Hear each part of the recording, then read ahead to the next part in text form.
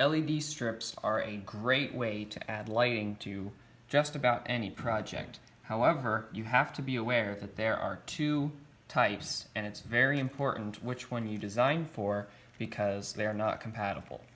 This is a basic LED strip, and I say basic meaning, in fact, I would call this one a direct LED strip because it gives you 4 wires, in this case, this will be a common anode, which means you provide a positive voltage supply for all 3 colors, red, blue, and green, and then they give you the cathode for red, blue, and green, and that gives you 4 pins.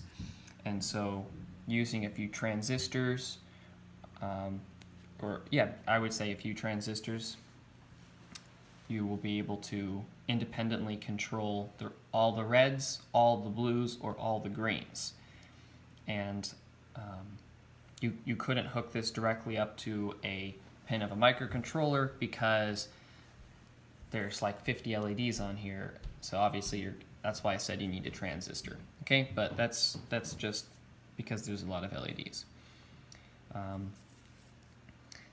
However, like I said, all the reds, all the greens, and all the blues are their own channel, their own wire. So you can't selectively control I couldn't have LED 3 turn on. If I turn on green, all the greens on every single one comes on. If you need more control, or you want to be able to do some fading or sort of a rainbow effect that travels down, or simply have a repeating pattern of red, blue, green, or anything like that where you need to be able to specifically set the color of a single LED, you need an addressable LED strip. Now this one's white and this one's black. That has nothing to do with whether or not it's addressable. The only way to tell well, there's 2 ways, I would say.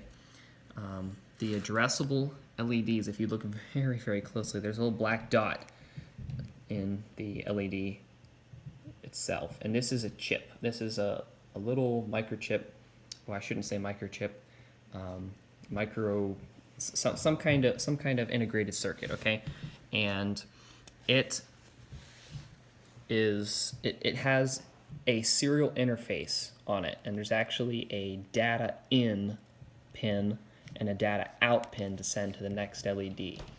And so these 3 wires here you've got your ground is white, red is VCC or positive voltage, and then green is actually the data pin. The thing about addressable LEDs is you can't just plug this thing into a battery and immediately have light. You need some kind of controller, perhaps an Arduino, to transmit data and individually set the brightness of each LED. These are the direct LEDs, and they came with a little infrared controller, so I'm going to turn them on, and I can set the color to a few different options here, but of course notice that every one of them is the same color, even if it's fading or strobing or all, whatever it is, they all have to be the same color. Now with the addressable LEDs, I can do something more like this. Wait a second, and you'll see this sort of chain effect. So of course that can't be done with the other set that we looked at, but the addressable LEDs give you that extra control. So if you're choosing LEDs to use for your project, keep that in mind. If all you need is a single color, whatever color you want, you can just use the regular LED strips. They'll be cheaper than the addressables, but I think you'll know when you need addressable LEDs. So thank you for watching. Hope this helps. See you next time.